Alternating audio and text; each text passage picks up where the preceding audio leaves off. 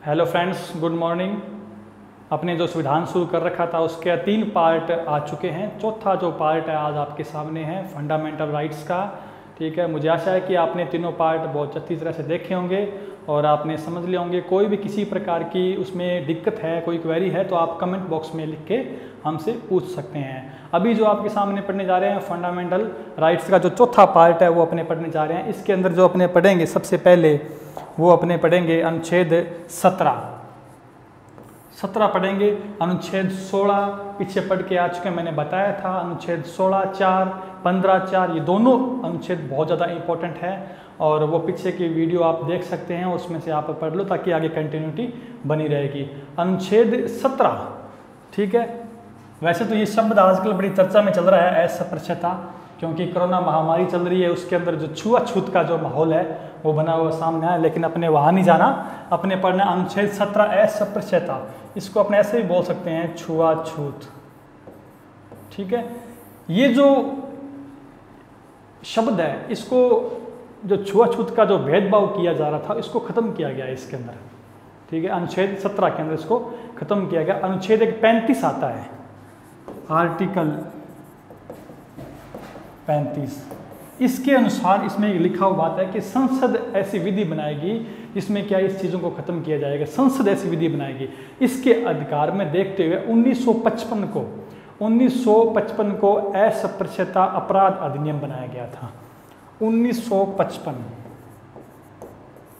इसके अंदर क्या बताया गया कि अस्पृश्यता क्या एक अपराध है, एक अपराध इसमें घोषित किया गया था, ठीक है। और आज इसका नाम वर्तमान के अंदर देखें तो 1976 के अंदर इसका नाम परिवर्तन करके क्या कर दिया गया, इसका नाम परिवर्तन करके इसका नाम नागरिक अधिकार संरक्षण कर दिया गया। नागरिक अधिकार संरक्षण कर दिया।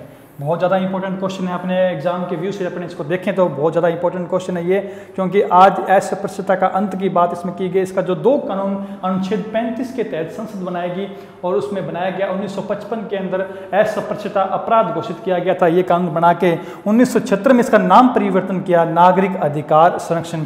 और आज एग्जाम के अंदर ये सीधा क्वेश्चन पूछा जाता है इसकी कब लागू हुआ, तो ये 1976 के अंदर इसमें नाम परिवर्तन किया। ये बना कब था? 1955 में ही बना था। दोनों बातें में थोड़ा सा डिफरेंस है, आप समझ जाना कि 1955 के अंदर ये बनाया गया था। इसका नाम परिवर्तन कब किया गया? 1976 के अंदर किया गया था। तो अनुच्छेद 17 में अपने को इतनी बातें पढ़नी है। अस्पृश्यता का अंत है। अनुच्छेद 35 मैंने पढ़ाया। 35 में ये लिखा गया कि ऐसी कोई कानूनों के लिए विधि कौन बनाएगा?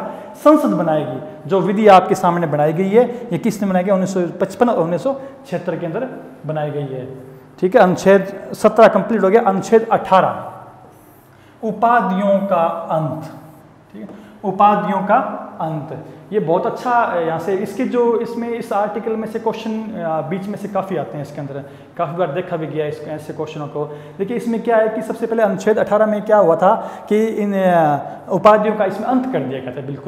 बिल्कुल भी सभी चीज़ों को इसमें ख़त्म कर दिया। कोई भी किसी प्रकार की उपाधि इसमें नहीं मिलेगी आपको, इसमें ये बात बोली गई थी, ठीक है। ये 1977 के अंदर 1977 के अंदर मोरारजी देसाई की गवर्नमेंट आई थी, जनता पार्टी के। अपने पहले भी डिस्कस कर चुके हैं। मोरारजी देसाई की गवर्नमेंट 1977 के अंदर आती है। तो उसमें इन्होंने क्या कर दिया? इन्होंने उपाधियों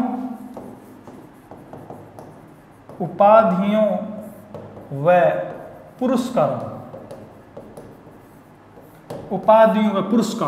दोनों के ऊपर क्या कर दिया गया था? प्रतिबंध लगा दिया गया था। एग्जाम्पल पद्म विभूषण, पद्मश्री, भारत रत्न, जिसी भी प्रकार के बड़े बड़े भारत सरकार के द्वारा दिए जाने वाले पुरस्कार है उन सभी पर प्रतिबंध लगा दिया गया था। एक छोटी सी बात यहाँ पे एक याद रखना कि ये प्रश्न आपके सामने, मैं एग्जाम के व्यू से आपको ये बता रहा हूँ। के मुंशी थे, कन्हैयालाल मुंशी थे, जो इन्होंने पद्म विभूषण लेने से मना कर दिया था। एक क्वेश्चन आता है आपके सामने एग्जाम के अंदर है पद्म विभूषण, ठीक है। के मुंशी ने कौन सा पुरस्कार लेने से मना कर दिया था? पद्म विभूषण लेने से मना कर दिया। ये उसी टाइम की घटना है ये, ठीक है। तो ये सामने आपके प्रश्न आएगा कि 1977 में कौन सी गवर्नमेंट ने इसको खत्म किया था? इन्होंने मोरारजी देसाई की गवर्नमेंट ने खत्म किया था। बाद में आती है इंदिरा गांधी। बाद में आप इंदिरा गांधी गवर्नमेंट आती है, उन्होंने इस चीज़ों को वापस लागू कर दिया गया था, इन सभी जो उपाधियों जो पुरस्कारों को है वापस कर दिया गया था, लेकिन उसके अंदर शिक्षा और सेना की उपाधियों को लागू किया था, बाकी सभी प्रकार से बंद रह गए थे। इसके संबंध एक वाद भी आता है, एक वाद आता है बालाजी, इसमें एक वाद आता है बालाजी वाद बनाम भारत संघ, ये वाद आते हैं, ठीक है। इस वाद को संबंध किससे है? अनुच्छेद 18 से। उपाधियों के अंत की बात आ जाए तो एक वैसे ही बता रहा हूँ, वो एक कॉमन सी बात है, बालाजी वाद बनाम भारत संघ, जो किससे संबंध है? यह अनुच्छेद 18 से संबंध है। देखिए मैंने पीछे भी काफ़ी जब फंडामेंटल राइट्स शुरू किए थे उस वक्त भी मैंने बताया था, कुछ वादों पे अपने डिस्कस की थी। आजकल ऐसे क्वेश्चन जो डीपली क्वेश्चन एग्जाम के अंदर बनने लग गए हैं तो उन पर आप थोड़ा सा विशेष फोकस किया करें। तो अनुच्छेद 18 से संबंधित कौन सा वाद है? बालाजी संबंधी वाद है। आपने अनुच्छेद 18 में क्या पढ़ा? 1977 के अंदर मोरारजी देसाई ने सभी प्रकार की उपाधियों और पुरस्कारों पर क्या लगा दिए? प्रतिबंध लगा दिए, जैसे पद्म विभूषण, पद्मश्री, भारत रत्न वगैरह पर। और आपने क्या पढ़ा? इंदिरा गवर्नमेंट आई तब इन्होंने वापस इनको शुरू कर दिया था, ठीक है। के एक क्वेश्चन था आपके सामने, के मुंशी ने कौन सा पुरस्कार लेने से मना कर दिया था? पद्म विभूषण लेने से मना कर दिया था। तो अनुच्छेद 17 और 18 कंप्लीटली हो गए हैं आपके सामने। अब आगे पढ़ते हैं अनुच्छेद 19। ये अनुच्छेद एग्जाम की देखें तो दृष्टि से बहुत इंपॉर्टेंट रहता है, क्योंकि इनमें से एक क्वेश्चन आना ही आना है, बिल्कुल इंपॉर्टेंट क्वेश्चन है। एक प्रश्न आपको प्रत्येक एग्जाम में देखने को मिलेगा, स्वतंत्रता का अधिकार, ठीक है। जो सभी व्यक्ति चाहते हैं कि हमें स्वतंत्रता प्रदान की जाए, उससे रिलेटिव भी अपने पढ़ेंगे। इसके अंदर देखो, जब भारतीय संविधान बनाया गया था तब अपने सामने 7 प्रकार की स्वतंत्रताएं थी, लेकिन वर्तमान की बात करें तो 6 स्वतंत्रताएं हैं। ध्यान रखना, सीधा सा क्वेश्चन आपके सामने आएगा कि स्वतंत्रता कितने प्रकार की संविधान द्वारा प्रदान की गई है, तो 6 प्रकार की दी गई। मूल संविधान के अंदर कितनी थी? 7, ठीक है। तो अब ये अनुच्छेद 19F जो है, ये जो संपत्ति का अधिकार था, अब अपनी स्वतंत्रता थी, वो अब अपने पास में नहीं है, इसको हटा दिया गया यहाँ से, ठीक है। पढ़ते हैं अपने आगे इसके अंदर। तो सबसे पहले अनुच्छेद 19, देखिए अनुच्छेद 19 में 19 से 22 तक स्वतंत्रता का अधिकार चलता है। इसमें क्या बताया गया? इसमें यह बताया गया कि भाषण की स्वतंत्रता में भारतीय नागरिकों को सरकार की मौखिक, लिखित व सांकेतिक आलोचना करने का अधिकार है। भाषण की स्वतंत्रता है, जो बोलने की स्वतंत्रता है, अभिव्यक्ति जो अपने को दी गई है, उसमें क्या बताया कि भारत सरकार ने क्या दिया भारतीय नागरिकों को? सरकार की मौखिक, लिखित और आलोचनात्मक, तो जो आलोचना करने का जो अधिकार उनको दिया गया है वो इसमें दिया गया है, ठीक है। अब कैसे बोलने की? जैसे कि प्रेस की स्वतंत्रता, जैसे अपने बात करें प्रेस की स्वतंत्रता, ठीक है। दूसरा, ध्वज फहराने की स्वतंत्रता,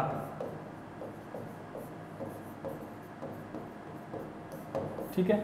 ये कुछ बातें आपके सामने हैं। ये अभिव्यक्ति है, प्रेस की स्वतंत्रता, ध्वज फहराने की स्वतंत्रता। ये सामने आपके कुछ इस तरह से एक पीछे प्रश्न आया था कि नवीन जिंदल जो वाद है वो किससे संबंधित है? मैंने कहा आजकल वाद के अकॉर्डिंग प्रश्न आने लगे हैं, तो नवीन जिंदल जो वाद है वो ध्वज फहराने से संबंधित है। ये हरियाणा का वाद था, ये नवीन जिंदल,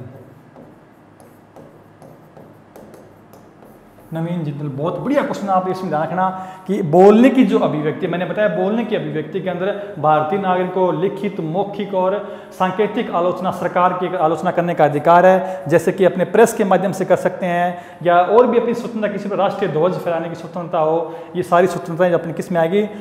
19(1)(a) में आएगी। ये 19(1) चलेगा आगे बाहर में, और ए के अंदर आएगी अपने इसके अंदर। ये ध्यान रखना, अनुच्छेद 19(1)(a) के अंदर बोलने की अभिव्यक्ति जो मैंने बता दी, प्रेस की स्वतंत्रता की तरह किस तरह से आप बोल सकते हो, ध्वज फहराने की स्वतंत्रता। ये वाद आप थोड़ा सा याद रखना। ये वाद नवीन जिंदल वाद जो है वो किस संबंधित है? वो नवीन जिंदल वाद है, वो है ध्वज फहराने से संबंधित है। अब अपने सामने आता है अनुच्छेद 1(b), ठीक है, शांतिपूर्ण सम्मेलन की स्वतंत्रता। देखो 19(a) आपने पढ़ा, अब B पढ़ रहे हैं, 1 का भी पढ़ रहे हैं, ठीक है। इसका मतलब क्या है? अपने सम्मेलन, शांतिपूर्ण सम्मेलन आप कर सकते हो, इसमें हथियार वगैरह आप नहीं रख सकते हैं। अनुच्छेद 19 पढ़ रहे हो आप 1, ठीक है। अब अनुच्छेद 19 पढ़ेंगे ना, 19B पढ़ेंगे। 19(1) में आपको क्या दी गई है, 19(1) में आपको स्वतंत्रताएं प्रदान की गई है। वहीं 19B के अंदर आप पर क्या लगा दिए गए हैं, कुछ प्रतिबंध लगा देंगे। अब इसमें क्या प्रतिबंध लगाया गया, इसमें ये प्रतिबंध लगाया क्योंकि इसका थीम क्या है, शांतिपूर्ण सम्मेलन बोला है इन्होंने। इसमें क्या, अगर भारतीय एकता और अखंडता खतरे में हो तो आप सम्मेलन नहीं कर सकते किसी, या ऐसा कुछ वहाँ बोल रहे हो, ऐसी कोई भारतीय एकता अखंडता को खतरा महसूस हो रहा है, ऐसा कुछ सम्मेलन में बोल रहे हो, भाषण दे रहे हो, या तो वो आपके लिए मान्य नहीं होगा, ठीक है। या अगर कहीं विदेशी संबंधों में कड़वाहट आने वाली बात हो, कोई अपने स्पीच दे रहे हैं, उसके अंदर अमेरिका की कोई बात चल रही हो, जापान के बारे में कुछ बोल रहे हैं, पाकिस्तान के बारे में कुछ बोल रहे हैं, तो ऐसा कोई सम्मेलन में अपने कहीं कोई ऐसी संबंध खराब हो रहे हैं अपने, तो वहाँ पर भारत सरकार आप पर क्या रोक लगा सकती है, ठीक है। या लॉ ऑर्डर मेंटेन नहीं हो रहा है, ठीक है, लोक व्यवस्था बिगड़ रही है, अपनी सामाजिक व्यवस्था बिगड़ रही है, अशांति फैलने का डर रहता है। कहने का कारण क्या है, अशांति फैलने का डर रहता है, तो वहाँ पे आप क्या कर सकते हो, इसका सम्मेलन आप भारत सरकार आपको मना कर सकती है। इसमें सिर्फ इतना ही है कि शांतिपूर्ण सम्मेलन अपने सही तरीके से कानून के दायरे में रहकर आप सम्मेलन कर सकते हो। हथियार वगैरह बिल्कुल भी अलाउ इसके अंदर नहीं है, ठीक है। आगे अनुच्छेद 19C, ठीक है, एक का भाग 1 का ही चल रहा है, ये थोड़ा ध्यान रखना, भाग 1 का ही चल रहा है। और C में बात करें तो संगठन व संघ बनाने की स्वतंत्रता, संगठन व संघ बनाने की स्वतंत्रता। संगठन कैसा, किस प्रकार का संघ, आप राजनीतिक दल बना सकते हो, ठीक है, प्रेशर ग्रुप बना सकते हो, दबाव समूह आप बना सकते हो, ऐसे संगठन आप बना सकते हो, ठीक है। कोई भी जैसे सहकारी समिति वगैरह आपने देखी, वो अभी अपने क्या है कि ख भाग में चली गई है, ठीक है, लेकिन संगठन व संघ बनाने की स्वतंत्रता है, वो आप राजदल के रूप में बना सकते हो, अपना कोई संगठन बना सकते हो। जैसे अपने देखते हैं कोई छोटा मोटा संगठन, किसानों का संगठन होता है, तो वो एक आपने बना सकते हो, ठीक है। उसके बाद में अनुच्छेद 1D में क्या है, विचरण की स्वतंत्रता। विचरण की स्वतंत्रता मतलब घूमने फिरने की स्वतंत्रता। अब विचरण की स्वतंत्रता के बारे में अपने देखें तो आप इसको ऐसे देख सकते हो,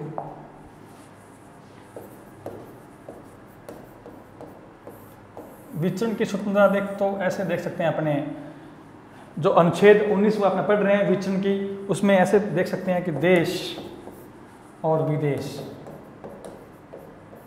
ठीक है, आप अपने देश में कहीं भी घूम सकते हो, कहीं भी घूम सकते हो अपने देश के अंदर, विदेश में नहीं घूम सकते। इस तरह से आपको पता है विदेश में जाने से पहले आपको परमिशन की आवश्यकता होती है, जैसे फॉर एग्जांपल पासपोर्ट वीज़ा लगता है अपना, अपने इस हिसाब से इसमें अपने जा सकते हैं। लेकिन अपने देश में अपने कहाँ, अपने पूरे देश में कहीं भी भ्रमण घूम सकते हैं, लेकिन इसमें एक थोड़ा सा ध्यान रखना, इस बात क्या है, प्रतिबंध क्या लगता है, सिर्फ देश में विचरण कर सकते हो आप। सबसे बड़ी बात है क्या है, सिर्फ देश में विचरण कर सकते हो, सिर्फ देश में विचरण, ठीक है। दूसरा प्रतिबंध क्या है, दूसरा प्रतिबंध है कि आप ऐसी जगह नहीं जा सकते जहाँ पे कोई ट्राइबल सिस्टम हो, या जैसे कि सीमावर्ती एरिया में नहीं घूम सकते, जैसे कि बॉर्डर है, ठीक है।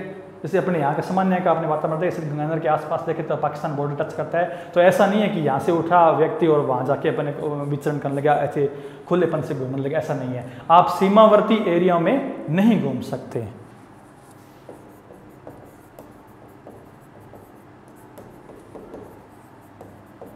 एरिया में नहीं घूम सकते, ठीक है। ये कुछ कंडीशन होती है, इसका मतलब ये परमिशन लेके तो आप कुछ भी कर सकते हो, लेकिन देश के बारे में अपनी बात इन्होंने सारी जो पढ़ी है, ये सारी देश के बारे में बात है। विदेश में आप इस तरह से नहीं घूम सकते, अगर विदेश में चले भी जाते हो तो वहाँ की गवर्नमेंट के अकॉर्डिंग आपको काम करना पड़ेगा। ये विचरण की व्यवस्था है, ठीक है, ये विचरण की व्यवस्था है। इसके अंदर अपने दोबारा देखें अपने इसके अंदर तो अपने क्या पढ़ रहे हैं कि 19D विचरण की स्वतंत्रता, ठीक है। देश में आप कहीं भी घूम सकते हो, उस जगह को छोड़ के जहाँ पे कोई सिस्टम परमिशन की बात आती है, और लेकिन विदेश के अंदर आप इस तरह से घूम नहीं सकते। अनुच्छेद F जो अपने 19(1) का चल रहा है, ये 19(1) का, तो संपत्ति अब नहीं है ये, ठीक है। यहाँ आपको एक ही प्रश्न ध्यान रखना है कि मूलतः संविधान में कितनी प्रकार की स्वतंत्रता आपको बताई गई थी, तो अब आप करोगे 7। वर्तमान में अपने को कितनी स्वतंत्रता अनुच्छेद 19 प्रदान करता है, वो कितनी करता है, वो 6 करता है। अब 19F ये भी आप याद रखोगे, 19(1)F अब नहीं है यहाँ पर, ठीक है। अब अनुच्छेद 19(1)G में क्या अपने व्यापार व कारोबार की स्वतंत्रता, व्यापार व कारोबार की स्वतंत्रता। अब देखो आप पूरे देश के अंदर कहीं भी व्यापार कर सकते हो, कहीं भी कारोबार कर सकते हो, ये इसके अंदर इसका मतलब इतना ही है, ठीक है। आपने भी ये 6 जो स्वतंत्रताएं बोली और एक जो बीच में ये छोटी एक रहेगी निवास की स्वतंत्रता, ठीक है। एक ही देखो निवास की स्वतंत्रता, कारोबार करने से आप कहीं भी रह सकते हो, कहीं भी कारोबार कर सकते हो, लेकिन कुछ दिन पहले क्या सिस्टम था, आप J&K को छोड़कर आप कहीं भी निवास कर सकते हो। ये बहुत बढ़िया एक अपवाद अपने देख सकते हैं इसके अंदर। लेकिन अब वर्तमान के अंदर धारा 370 आर्टिकल 370 हटने के बाद में ये भी क्या हो गया है, पूरा एक खुला हो गया, आप कहीं भी निवास कर सकते हो, कहीं भी कारोबार व्यापार अपना कर सकते हो। लेकिन पहले क्या था, एक अपवाद था निवास की स्वतंत्रता में, अपवाद ये था कि आप J&K को छोड़कर कहीं भी आप निवास कर सकते हो। अब ये हट गया है आपके सामने। तो ये 6 प्रकार की स्वतंत्रताएं हैं। नंबर 1, अनुच्छेद का क्रम याद रखना आप। अनुच्छेद अपने 1 पढ़ा है, 19 1 पढ़ा है, 1 के अंदर अपने A पढ़ रहे हैं, B पढ़ रहे हैं, C D और E, ठीक है, F और G ये पढ़ा अपन लोगों ने, ठीक है। तो बोलने की स्वतंत्रता 1 में, शांतिपूर्ण सम्मेलन 2 में, संगठन में संघ बनाने की 3 में, वितरण की स्वतंत्रता 4 में, निवास की 5 में, और संपत्ति वाला हट गया है, और जी के अंदर क्या, व्यापार करने की स्वतंत्रता, ठीक है। ये आपके सामने 6 प्रकार के। अनुच्छेद 19 आपने कर लिया है। मैंने कहा अनुच्छेद 19B 1 पढ़ा ना, अनुच्छेद 19(2) वो आप पर क्या लगा रहा है, प्रतिबंध। मैंने साथ साथ आपको प्रतिबंध भी बताए हैं, ठीक है। उसके बाद में अपने देखें अनुच्छेद 20, बहुत ज़्यादा इंपॉर्टेंट आएगी आपके लिए। अनुच्छेद 20 में क्या है, अपराधों की दोष सिद्धि के संबंध में संरक्षण, ठीक है। अपराधों की दोष सिद्धि के संबंध में संरक्षण। लैंग्वेज आप यही याद रखना, पेपर के अंदर लिखते रहें या ऑब्जेक्टिव पेपर के, तो आप अपराधों की दोष सिद्धि के संबंध में संरक्षण इसी तरह आपको याद रखना है, ठीक है। यह अधिकार आपात के समय भी निलंबन नहीं होता है, और यह भारतीयों और विदेशियों सभी को प्राप्त है। अपन लोगों ने जब ये टॉपिक स्टार्ट किया तब मैंने बताया था कौन कौन से जो अधिकार हैं, अनुच्छेद है वो भारतीयों के लिए, कौन से विदेशियों के लिए। अनुच्छेद 20 जो है भारतीयों और विदेशियों दोनों को प्राप्त है, सभी को प्राप्त है ये, ठीक है। और अनुच्छेद 20 और 21 याद रखना, अनुच्छेद 20 और 21 किसी भी कंडीशन के अंदर कोई भी आपातकाल लग जाए वो समाप्त नहीं हो सकता। बाकी अनुच्छेद आपके निलंबन हो सकते हैं, समाप्त हो सकते हैं, अनुच्छेद 20 और 21 समाप्त नहीं होगा। अब इसमें क्या चीज़ है, अब इसमें भी अपने लोगों को आगे क्या पढ़ना है, अनुच्छेद 20 पढ़ रहे हैं, अनुच्छेद 20(1), अनुच्छेद 20(2), अनुच्छेद 20(3), आर्टिकल अपने 1 में क्या दे रखा है, 1 में दे रखा है कि विधि के अनुसार अपराध के समय जो भी विधि प्रचलन में थी, अपराध जिस वक्त किया है, मान लो कि आज आपने अपराध किया है कोई, ठीक है, इस आज ही जो भी विधि प्रचलन में जो भी कानून बना हुआ है इसके अकॉर्डिंग आपको सजा या दंड आपको दिया न्यायालय देगा, इसके अकॉर्डिंग, ठीक है। और ऐसा नहीं है कि आज अपराध आपने आज किया और कल आप नया कानून बना रहे हो इसके अकॉर्डिंग आप इसको अपराध दे रहे हो, ऐसी कोई व्यवस्था नहीं है। जो विधि जिस अपराध के समय प्रचलन में थी उसी तरह आप उसको न्यायालय उसको दंड देगा, ठीक है। और अनुच्छेद 20(2) में क्या लिखा हुआ है, अनुच्छेद 20(2) में ये बात लिखी हुई है, एक अपराध के लिए आपको 1 सजा मिलेगी, ना कि 2 सजा। अपराध 1 तो सजा भी क्या मिलेगी आपको, 1 मिलेगी, ठीक है। और अनुच्छेद 20(3) में क्या दिया हुआ है, 20(3) में ये बात दी हुई है कि किसी भी व्यक्ति को अपने विरुद्ध गवाही देने के लिए बाध्य नहीं किया जा सकता। जैसे आप लोगों ने देखा होगा नार्को टेस्ट, सुना होगा इसका नाम, नार्को टेस्ट। सुप्रीम कोर्ट ने इसको भी क्या कर दिया है, बहुत से संवेदनशील इसको घोषित किया है, इसको बहुत ज़्यादा संवेदनशील घोषित किया है। ऐसे नहीं है कि आप हर किसी का नार्को टेस्ट ले सकते हो। नार्को टेस्ट किस में आता है, अपनी गवाही में तो आता है नार्को टेस्ट, तो आप हर एक जगह इसको लागू नहीं कर सकते। सुप्रीम कोर्ट का ऑर्डर आने के बाद भी आप किसी का नार्को टेस्ट ले सकते हैं। तो 20(3) में क्या लिखा हुआ है कि अपने ही विरुद्ध किसी को गवाही देने के लिए बाध्य नहीं किया जा सकता। तो तीनों बातें अपने को ध्यान में रखनी है। अनुच्छेद 20(1) में क्या लिखा है, 20(1) में ये बात लिखी है कि जो कानून जो बना हुआ है वो जिस समय दंड दिया गया था, जो अपराध जिस समय किया है उसी वक्त ये लागू होगा। और 20(2) में क्या लिखा गया है, 20(2) में ये बात लिखी गई है कि एक अपराध के लिए 1 सजा। और 20(3) में क्या लिखी गई है कि किसी भी व्यक्ति को अपने विरुद्ध गवाही देने का अधिकार नहीं है। तो आज आप लोगों ने क्या पढ़ा, आज अपन लोगों ने अनुच्छेद 17 पढ़ा, ठीक है, 17 पढ़ लिया, 18 पढ़ लिया, 19 पढ़ लिया और 20 पढ़ लिया। 19 को आप बड़े ध्यान से इसमें देखोगे, आप इस वीडियो को पॉज करके देख सकते हो, अच्छी तरह से नोट्स बना सकते हो इसके अंदर से, ठीक है। बहुत ज़्यादा इंपॉर्टेंट है ये। चारों अनुच्छेद आपके इसमें ये पूरे कर लिए गए हैं। और पीछे 16 आपने पढ़ा, 16/4 में बार बार कह रहा हूँ, 15/4 और 16/4 बहुत ज़्यादा इंपॉर्टेंट है आपके लिए, उसको आप ध्यान से देखें, ठीक है। अगले चैप्टर के अंदर अपन लोगों ने ये इसका अनुच्छेद 21 और 22 पूरा कंप्लीट कर लेंगे, तो अपना जो स्वतंत्रता का अधिकार है वो पूरा कंप्लीट हो जाएगा। धन्यवाद। जय भारत।